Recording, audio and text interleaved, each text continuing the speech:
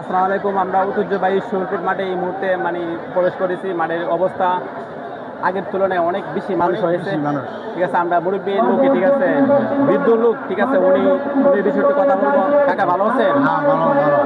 জি, আপনি খেলা কত বছর ধরে দেখতেছেন? প্রায় 20-30 বছর ধরে দেখতেছি। আপনি 20-30 বছর ধরে খেলা দেখতেছেন। আজকের খেলার পরিস্থিতি কি একটু বলেন তো? বিশেষ মানুষ, প্রচুর ফাইনাল খেলা শরীফপুরের মাঠে, বিশেষ মানুষ, প্রচুর পরিমাণ মানুষ খেলা দেখার মতন। ঢাকা স্টেডিয়ামের থেকে আরো বেশি, স্টেডিয়ামের বেশি মানুষ।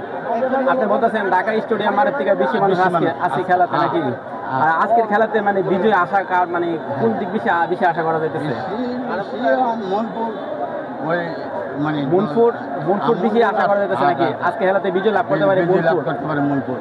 তবে আজকের মাঠের পরিবেশটা কিন্তু আগের তুলনায় অনেকটা ভালো। আজকে ঠিক আছে, কোনো মাঠে বৃষ্টি নাই, তারপরে কোনো পানি নাই নাকি? না, আজকে খেলাতে অবশ্যই আপনি বলতেছেন মুনফুট বিজয় লাভ করবে নাকি?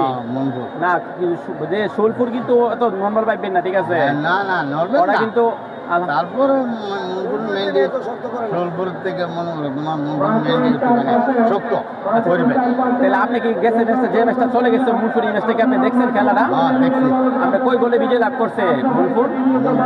বিজয় লাভ করতে যায় হেলা করছে। কই গোলে বিজয় লাভ করছে? 15-20 বছর আগে।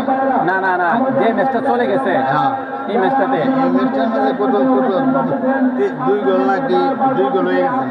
2 গোল হয়ে গেছিল, তাহলে 1 গোলে বিজয় লাভ করছে নাকি? হ্যাঁ। আচ্ছা ঠিক আছে, ভালো থেকে না। আচ্ছা। আসসালামু আলাইকুম।